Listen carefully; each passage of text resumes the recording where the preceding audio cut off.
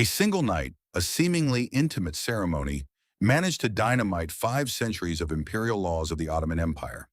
It was not a simple marital union, but a true coup d'etat wrapped in silks, perfumes, and prayers. What happened in Istanbul in 1534 was not a ritual of love, but a conspiracy in the shadows that forever changed the history of 3 continents. Hurrem, the red-haired slave who arrived from the steppes of Ukraine, had waited 13 years to transform her marital bed into a political battlefield. And that night, with every gesture and every word, she broke one after another the taboos that upheld one of the most powerful empires on the planet. To understand the magnitude of what happened, one must remember that Topkapi Palace was not just a monarch's residence, but the heart of a system that ruled from Hungary to Yemen.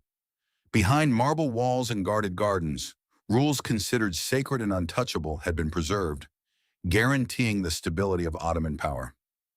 The first of these, the one concubine, one son rule, protected the dynastic balance and prevented a single woman from accumulating excessive influence. The second, even stricter, forbade a sultan from marrying a slave. Marriage was a diplomatic instrument reserved only for free princesses of foreign lineages. The third established that no woman could reside in Topkapi, the center of government, to prevent feelings from interfering with state decisions. The fourth strictly regulated female titles, preventing the emergence of a rank that could alter the established hierarchy. And the fifth, the most ruthless, vetoed all female participation in councils of war, diplomacy, or politics. 5 traditions that had survived for over 300 years, obeyed even by the most ruthless sultans. Defying just one would have already been considered political suicide. Hurrem, however, broke them all in a single night. Such audacity was equivalent to dynamiting the foundations of the dynasty, and yet the world would see her not as a traitor, but as the woman who inaugurated the Sultanate of Women, a period of almost 2 centuries in which the true masters of power hid behind veils and dark corridors. Imagine the contrast. While official chroniclers described a brilliant empire, adorned with majestic mosques and invincible armies, the invisible constitution of Ottoman power was being rewritten in the bedrooms of Topkapi. What history books keep quiet is that behind Suleiman the Magnificent, the one who ruled trade routes connecting Asia, Africa, and Europe, rose a female voice whispering decisions of war and peace, a woman whom no one dared to name in public, but who in private dictated the course of millions of lives. That wedding was not a romantic celebration. It was a revolution camouflaged as a ceremony, a pact sealed between sweat and prayers. Like a dagger hidden in velvet, every gesture of Hurrem aimed to dismantle the control mechanisms designed over generations. What was at stake was not just her future, but the possibility of women conquering a forbidden space in the most lethal politics of the 16th century. Today, when we think of first ladies or female figures pulling strings from the shadows of power, the story of that night reminds us that the phenomenon is not new. As early as 1534, in a room lit by oil lamps, a slave turned her intimacy into a weapon capable of tearing down invisible walls. And that echo, dark and fascinating, continues to resonate 5 centuries later. Alexandra Anastasia Lisovska, later known as Hurrem, was born in the small town of Rohatyn, on the eastern border of Christian Europe. She was the daughter of an Orthodox priest, raised amidst prayers, liturgical chants, and the embroidery threads that girls learned at an early age. Her world was humble but stable. No one in her village could have suspected that this red-haired girl would end up transforming into the most feared and respected woman in the Ottoman Empire. The summer of 1520 marked her destiny. Incursions by Tatar horsemen ravaged her village, and, with methodical brutality, separated teenagers like her from their families. The violence was not only physical, it was an act of total uprooting, a severing from her religious and cultural past. From then on, Alexandra ceased to be a priest's daughter to become human merchandise. In the slave market of Kaffa, her body was evaluated as one evaluates an exotic piece. Her white skin, bright eyes, and above all, her red hair, a rare and highly coveted trait in Eastern harems, raised her price to figures few could afford. Here an anthropological reading comes into play. In the economy of the Eastern Mediterranean, Slavic women were considered human gold. It was not just about beauty, but a symbolic projection. bringing the foreign into the heart of Islamic power, transforming the alien into a possession, the Christian into Muslim. Hurrem became the perfect spoils, a piece that embodied the victory of one world over another. Finally purchased for the imperial harem, she fell under the tutelage of Valide Hafsa, mother of the young Sultan Suleiman. There began a relentless training that went far beyond carnal pleasure. She was taught Ottoman Turkish, Persian, and the rudiments of Arabic. She learned poetry, Quranic recitation, ceremonial dance, courtly music, and above all, the sophisticated arts of seduction. In the harem, the body was a political book, and every caress could become an unwritten decree. What for other concubines was an ordeal of discipline and silence, for Alexandra was a school of strategy. Her mind absorbed not only the techniques of love, but also the hierarchies, rituals, and secrets whispered between the marble walls. Every glance, every protocol, every word was a code she learned to decode. And slowly in the forge of the harem, she ceased to be Alexandra. The day she was assigned a new name, Hurrem, which in Persian means the one who brings joy, was no minor detail. It was a political baptism, leaving behind the Ukrainian slave and being born as the centerpiece of a power board. In that instant, she understood that she had to reinvent herself not as a victim, but as a protagonist. The psychology of the survivor transformed into the psychology of the conqueror. If in Rohatyn her life was destined to be that of a peasant's wife, or at most a clergyman's wife, in Istanbul the possibilities multiplied. But there was a price. Every advance required intelligence, patience, and the coldness to turn pain into calculation. That was Hurrem's true secret. In a world that had reduced her to merchandise, she became a strategist. From that first stage, what would later become the Great Revolution of 1534 was brewing. The harem, which for most was a gilded prison, transformed for her into a laboratory of power. There she learned that obedience could be feigned, that sweetness could hide invisible daggers, and that caresses were sometimes more lethal than an entire army. On the surface, she was the one who brings joy. Deep down, she was the one who brews the storm. Suleiman ascended to the throne in 1520 at barely 26 years old. He was a cultured prince, educated in poetry, calligraphy, theology, and military art. European ambassadors described him as a tall man with a refined face and a piercing gaze, possessing an unsettling mix of poet and conqueror. His court was not only a center of political decisions, but also a space where the arts and sensuality held unusual weight.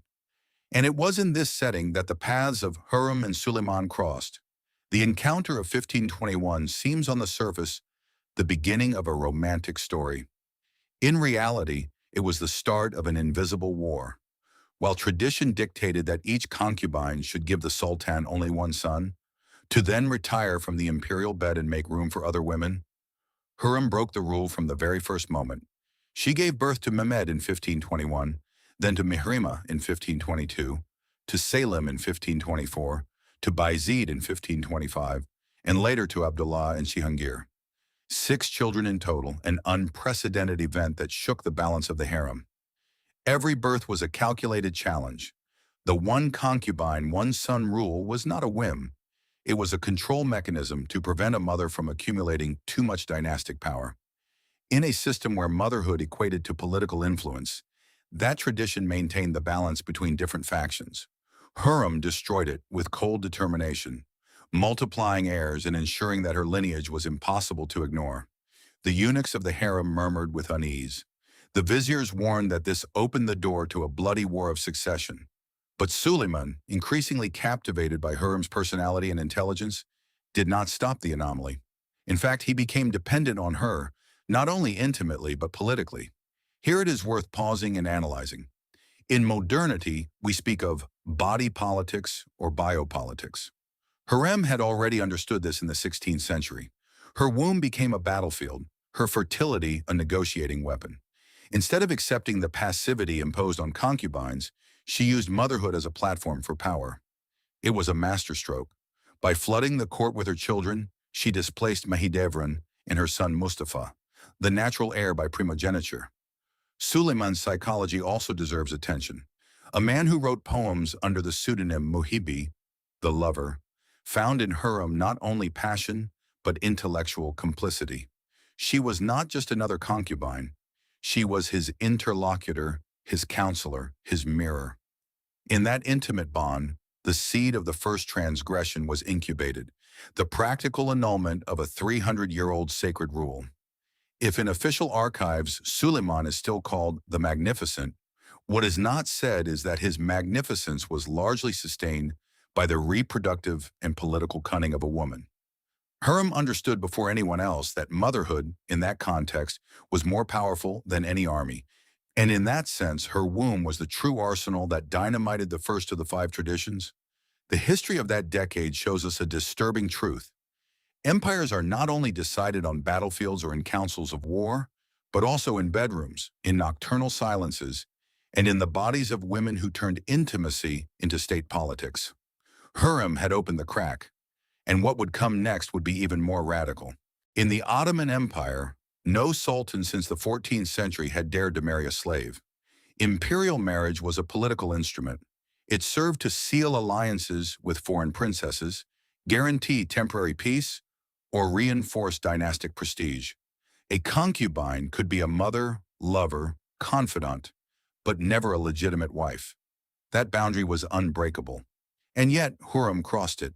The main obstacle had a name, Valide Hafsa, Suleiman's mother. As the matriarch of the palace, she was the only woman with enough authority to halt Hurrem's rise. Her death in 1534 was recorded as natural, but later rumors spoke of slow poisoning with arsenic. In the Ottoman court, where poisons were common and discreet weapons, the coincidence proved too convenient. With the Valide off the board, the most powerful female resistance disappeared at once. The next obstacle was Ibrahim Pasha, Grand Vizier and intimate friend of Suleiman. Ibrahim viewed Hurrem with suspicion, feared her influence, and considered her a threat to the stability of the empire. Suddenly, his prestige began to erode. Rumors of treason circulated. Minor accidents undermined his reputation. Intercepted letters suggested hidden ambitions. There is no definitive proof that Hurrem was behind it, but everything points to a carefully orchestrated disinformation campaign. At the same time, Hurrem played with the Sultan's psychology. She alternated fragility with devotion, tears with absolute loyalty. At precise moments, she hinted at retiring from the palace, knowing that Suleiman was already emotionally dependent on her. She created an impossible dilemma. Losing her meant sinking into an emotional void. Keeping her required defying tradition. The Sultan, trapped between love and duty, chose the former. This episode can also be read from the perspective of political philosophy. Carl Schmitt would say centuries later that the sovereign is he who decides on the exception. By marrying Hurrem, Suleiman declared an intimate state of exception that became the norm. What seemed like a private gesture was in reality the redefinition of imperial law. The marriage protocol was prepared with stealth. First, Hurrem was legally freed from her slave status through an imperial document. On the very day of the wedding, she ceased to be a captive to become free, although everyone knew the liberation was a legal fiction. Then, a hybrid ritual was designed that mixed Islamic tradition and Byzantine symbolism, creating a precedent with no references in Ottoman history. The court was scandalized.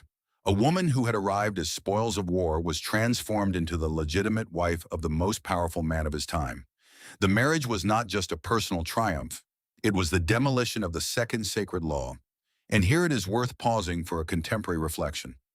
In our societies, when a figure breaks barriers of class or origin, it is usually celebrated as a symbol of meritocracy. But in the 16th century, Hurrem's rise was perceived as a threat, a distortion that put political balance at risk. What is fascinating is that, 5 centuries later, we are still debating the same thing. To what extent is it legitimate for a leader's personal love to become state policy? The wedding of Suleiman and Hurrem, wrapped in splendor but marked by secrecy, was the second dagger in the heart of Ottoman tradition. Once the union was consummated, nothing would ever be the same. According to the unwritten laws of the dynasty, no woman could reside in Topkapi Palace. That place was the political heart of the empire. There the divan met. Their wars, treaties, taxes, and executions were decided. Keeping women outside those walls was a way of separating passion from reason of state. Hurrem destroyed that barrier with a maneuver as astute as it was unsettling. The official version spoke of a fire that had seriously damaged the old palace of the harem. It was the perfect excuse to move Hurrem to the very center of power, next to the Sultan. However, imperial architects never found solid evidence of that fire. Everything indicates that it was an invented pretext, a smokescreen to legitimize what was in reality a silent revolution, the definitive move of the favorite to the palace where the Ottoman world was governed. Once installed in Topkapi, Hurrem transformed the space to her advantage. From her chambers, she could observe the council meetings through grated windows, designed especially for her. Secret passageways connected her to the halls where Suleiman discussed matters of state. There were even rudimentary acoustic devices that amplified voices and allowed her to listen to key deliberations. Topkapi became a sort of reverse panopticon. It was not the sovereign who watched, but the consort who spied from the shadows. The viziers began to suspect. Every conversation, every gesture could be observed by Hurrem's agents. Fear spread. Who was informing? How far did her ears reach? That paranoia altered the dynamics of power. Officials who previously spoke frankly became cautious, measured, almost theatrical in their interventions. The empire transformed into a court watched from a bedroom. Here the comparison with modernity is inevitable. Michel Foucault described centuries later the logic of the panopticon, a surveillance system that disciplines individuals because they never know if they are being watched. Hurrem applied that logic in the 16th century. She did not need to be present in every discussion. It was enough that the suspicion of her gaze existed to condition the behavior of the entire court. The move to Topkapi was not just a change of residence, it was the third rupture of the sacred laws, and it had a devastating effect. For the first time in Ottoman history, the domestic and the political merged into the same space. The Sultan's bedroom and the council chamber were just a few steps apart, linked by secret tunnels. Love, betrayal, and diplomacy began to be shared in the same air. In that charged atmosphere, Hurrem's figure grew even more. She was no longer solely the mother of princes or an illegitimate wife, transformed into a legitimate one.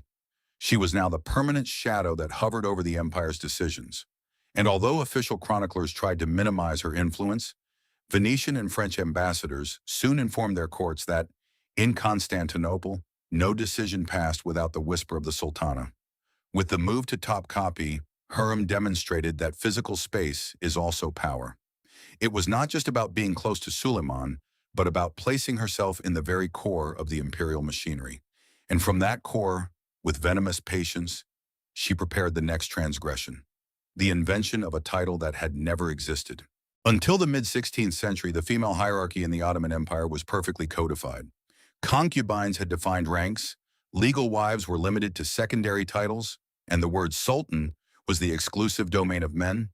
Hurrem shattered this symbolic architecture by creating something that did not exist, the title of Haseki Sultan. The term Haseki came from Persian and meant the sole favorite, the chosen one.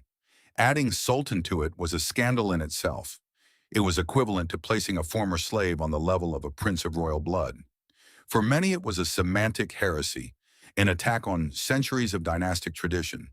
But behind this maneuver lay a masterstroke, legitimizing in language what was already a political fact. The palace ulamas had to perform theological contortions to justify the innovation. In manuscripts that are still preserved, one can read forced interpretations of Quranic verses, searching for a loophole that would allow accepting that a woman could bear the title reserved for men. It was not religion, it was politics disguised as religion. And in that sacred farce, Hurrem turned a neologism into an invisible throne. But the title was not merely symbolic, it brought material power with it. As Haseki Sultan, Hurrem received colossal financial allowances, 2,000 akshis a day, a sum that exceeded the income of many provincial governors. That money allowed her to finance works that rivaled those of the sultans themselves: mosques, hospitals, madrasas, and public soup kitchens. Each construction bore her name and projected her influence beyond the palace walls. The most emblematic case was her complex in Istanbul, featuring a mosque, a Quranic school, and a soup kitchen for the poor. She also established pious foundations in Jerusalem and Mecca. These works, known as waqf, were much more than charity. They functioned as invisible embassies, extending Ottoman soft power into distant territories. Hurrem understood that a plate of food offered in the Sultana's name could be just as effective as an army marching under the Sultan's banner. In practice, her new rank transformed palace culture. Other female figures like Safiye, Kosem, or Turhan would follow the same path decades later, claiming equivalent titles and multiplying the phenomenon of the Sultanate of Women. Hurrem had opened a semantic door that no successor ever thought to close. If the third transgression was conquering the physical space of Topkapi, the fourth was conquering the symbolic space of language. Because whoever names, governs. And by inventing the title of Haseki Sultan, Hurrem invented herself as something never seen before, an empress without a crown, a queen without a throne, yet more powerful than any of the European princesses of her time. In modern terms, we could say that Hurrem understood the logic of branding. She transformed her identity into a political brand, cloaked in religious legitimacy and architectural magnificence. And like any strong brand, it survived beyond her own death. The court was divided between those who revered her as the mother of a new order and those who hated her as a dangerous impostor. But the truth is that no one could ignore her. The title she herself fabricated became an institution. And with that, the fourth of the 5 sacred laws had fallen. The fifth rule was the most sacred of all. No woman could participate in state affairs. Concubines existed to provide heirs and please the Sultan, never to discuss treaties or influence war decisions. That boundary, rigid as steel, was pulverized by Hurrem with lethal patience. From her chambers in Topkapi, she wove a network of espionage and loyalties that rivaled the empire's official intelligence. Trusted eunuchs, strategically placed minor concubines, servants bought with gold. Each piece transmitted information directly to the Sultana. Thanks to this web, Hurrem knew what every vizier was planning even before they mentioned it in the divan. European reports from the time confirmed that the slave-turned-queen possessed more details about the Ottoman court than many accredited diplomats. But it was not just about information. Hurrem's strategy was more sophisticated, turning her intimacy with Suleiman into an extension of the state council. While other women offered only pleasure, she offered political analysis disguised as a loving whisper. In the dim light of the bedroom, the boundaries between passion and government disappeared. A caress could introduce an idea. A kiss could sway a decision. The art of love became the art of governing. Venetian ambassadors, masters of espionage, noted this with horror. They reported that the Sultan would not sign a decree without first consulting her. A French diplomat wrote in 1541, "Whoever desires the favor of the Grand Turk must first win the benevolence of his Sultana. No matter is decided without her knowledge or approval." The woman who had arrived in chains from Ukraine was now recognized as the true filter of imperial power. The wedding of 1534, more than a ceremony, was the consecration of this transgression. On that night, Suleiman did not just share his bed, he shared his government. Intimacy was transformed into a political pact, and from that moment on, no strategic decision was made without Hurrem's voice echoing in the background. Here an unsettling reflection arises. Where does legitimate power end and intimate manipulation begin? In modern times, we speak of the role of first ladies, of shadow advisors who set the agenda for presidents or kings. Hurrem embodied that model 5 centuries earlier, but taken to the extreme. Her influence was not merely consultative, it was decisive, direct, and even dangerous for those who stood in her way. With this fifth rupture, the last wall of the Ottoman order fell. The women of the harem were no longer just ornaments, they were political actors. And Hurrem from the shadows inaugurated the so-called Sultanate of Women, a period in which the mothers, wives, and sisters of sultans would direct the imperial machinery under the veil of secrecy. What began as a murmur in the palace corridors became an earthquake that altered the politics of 3 continents. And at that epicenter, smiling and silent, was Hurrem, the woman who transformed the bedroom into a parliament, love into a decree, and a whisper into law. If Hurrem's 5 transgressions had rewritten the rules of the empire, the 6th consequence, unwritten but inevitable, was staining the dynasty with blood. The most dangerous enemy to her children was Mustafa, the firstborn of Suleiman and Mahidevran, considered for years the natural heir by primogeniture. Mustafa not only had the right of birth, but he also had the massive support of the Janissaries, who admired him as an energetic and charismatic commander. For Hurrem, Mustafa's existence was a mortal threat. As long as he lived, her own children would be condemned to the shadows, perhaps to exile or even death, as Ottoman tradition turned brother princes into inevitable rivals. Therefore, for nearly 2 decades, Hurrem deployed a Machiavellian campaign to destroy him. Through her son-in-law Rustam Pasha, elevated to Grand Vizier after marrying Mihrima, Hurrem's daughter, she began to sow doubts in Suleiman's mind. Forged documents, supposedly intercepted, showed Mustafa conspiring with the Persian Safavids, mortal enemies of the empire. The letters even contained perfect imitations of his personal seal, fabricated thanks to the corruption of his own secretaries.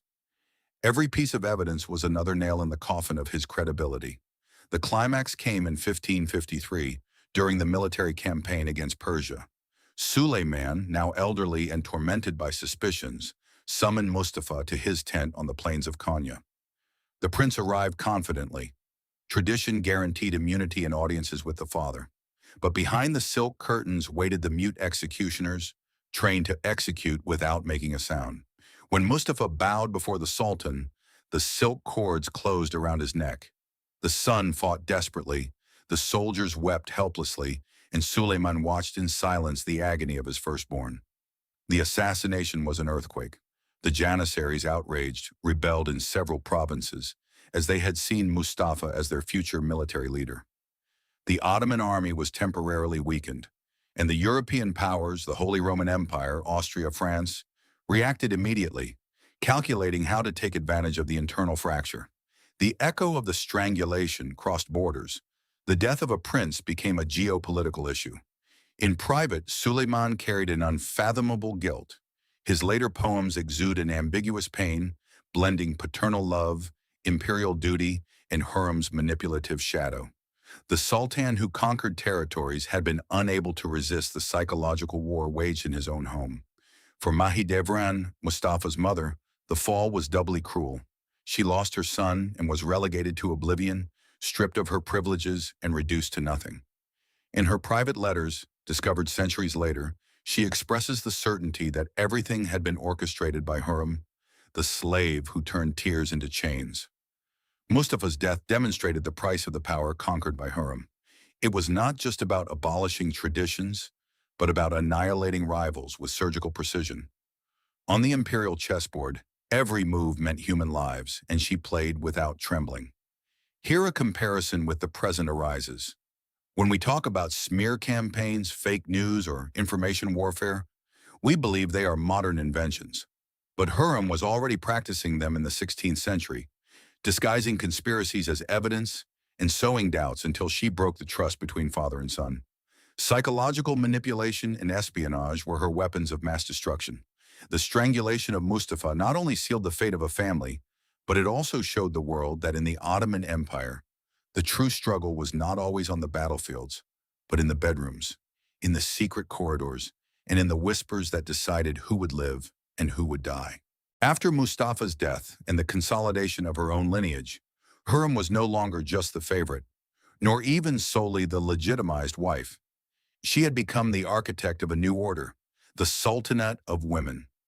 For nearly 2 centuries, the mothers, wives, and daughters of the sultans exercised visible and invisible power over the Ottoman throne, a phenomenon that astonished and scandalized both Muslim chroniclers and European ambassadors.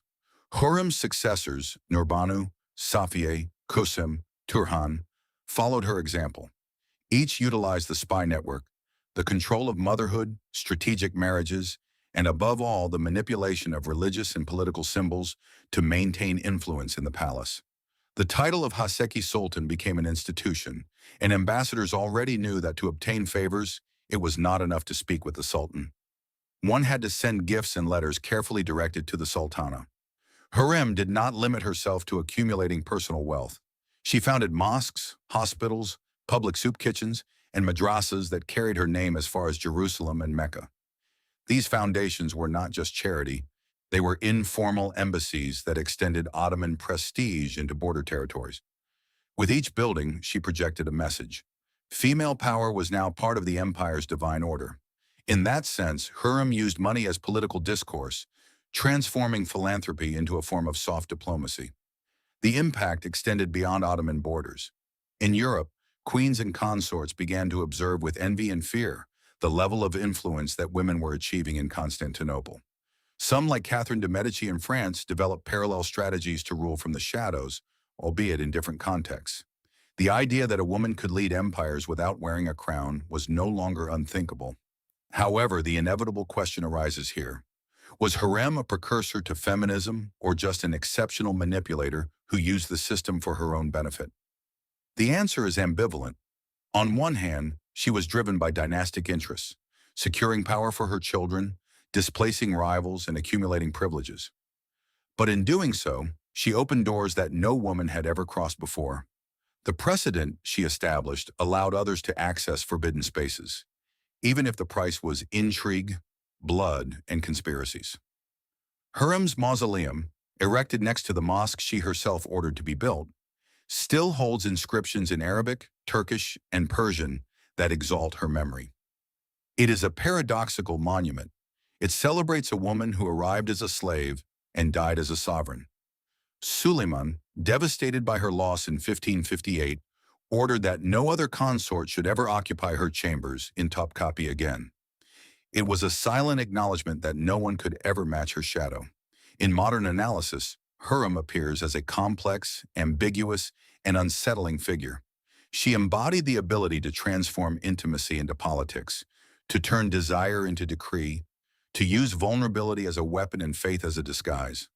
Her legacy is uncomfortable because it mixes female emancipation with ruthless manipulation, social ascent with the elimination of rivals, and cultural patronage with lethal conspiracies.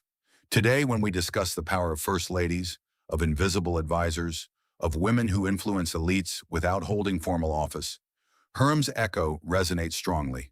She demonstrated that even the most rigid systems could be broken from within, not with armies or laws, but with intelligence, patience, and a deep understanding of human psychology.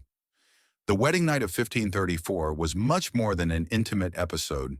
It was the beginning of a revolution that lasted for centuries. And although Hurrem rests beneath marble and sacred calligraphy, her shadow lives on in every debate about power, gender, and ambition. She was a slave and a queen, a victim and an executioner, a saint and a demon. She was ultimately the woman who turned the bedroom into a throne and passion into an empire.